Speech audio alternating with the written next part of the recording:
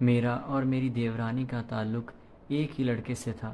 جب بھی ہمارا من ہوتا ہم اس کو بلا لیتے اور باری باری۔ دیورانی سے میری انبن ہو گئی۔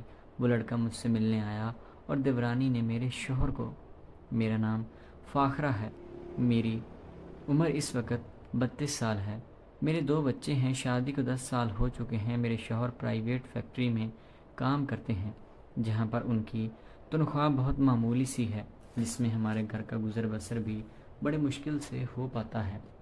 یہ نہیں ہے کہ ہمیں کسی چیز کی کمی ہے، لیکن پیسوں کی فراوانی نہیں ہے، بس یہ ہے کہ گزارا چل رہا ہے۔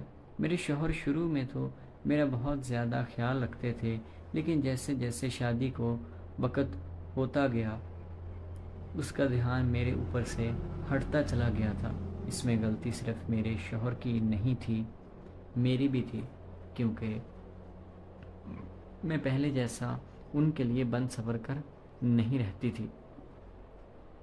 اب میں نے بننا سنورنا چھوڑ دیا تھا، اور پھر کچھ بچے ہو جانے کے بعد آدمی کی توجہ کام کی طرف اور عورت کی بچوں کی طرف ہو جاتی ہے۔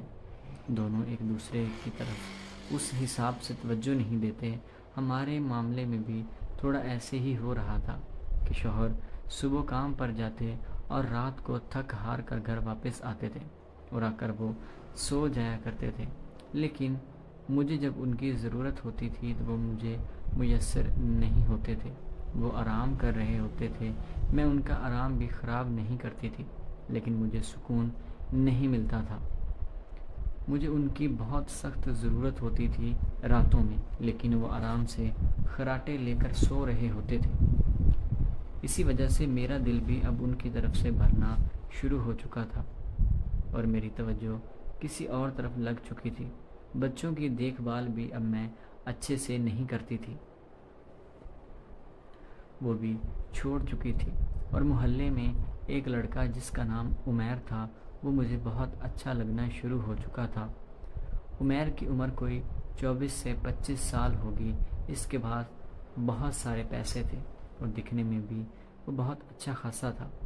عمیر کو تھوڑا آنٹی ٹائپ مٹیریل پسند تھا اور میں بھی بالکل اسی حساب سے تھی۔ حالانکہ میرا جسم ابھی زیادہ موٹا نہیں ہوا تھا، میں بالکل دبلی پتلی سی تھی۔ کسی بھی اینگل سے میں 2 بچوں کی ماں نہیں لگتی تھی۔ میرا اور عمیر کا رابطہ ہونا شروع ہوا تھا۔ وہ گلی میں ہمارے گھر کے سامنے آ جایا کرتا تھا اور میں چھپ چھپ کر اسے دیکھا کرتی تھی۔ میرا رابطہ اس سے اب شروع ہو چکا تھا۔ یہ گھر میں چیز کسی کو نہیں معلوم تھی، لیکن میری دیورانی بہت تیز ترار عورت تھی۔ اس نے جب یہ ساری صورتحال دیکھی تو وہ سمجھ چکی تھی کہ میرا اور عمیر کا ضرور کچھ چل رہا ہے۔ ایک بار میں نے عمیر کو ملنے کے لیے اپنے گھر پر بلایا ہوا تھا، تو میری دیورانی آ کر سارا کچھ دیکھنے لگی۔ جب میں نے اس کی طرف دیکھا تو میں لال پیلا ہونا شروع ہو چکی تھی۔ میرے تو اوسان ہی خطا ہو چکے تھے کہ یہ سب کیا ہو گیا۔ حالانکہ یہ ہماری پہلی ملاقات تھی، پہلی میں ہی ہم لوگ پکڑے گئے تھے۔ خیر، عمیر تو وہاں سے جیسے تیسے چلا گیا اور میں نے اپنی دیورانی کی بہت منت سماجت کی اور ساری بات اسے میں نے بتا دی تھی۔ دیور میرا بیرون ملک رہتا تھا، ضرورت میری دیورانی کو بھی تھی، لیکن وہ بیچاری اپنے منہ سے کچھ کہہ نہیں پا رہی تھی۔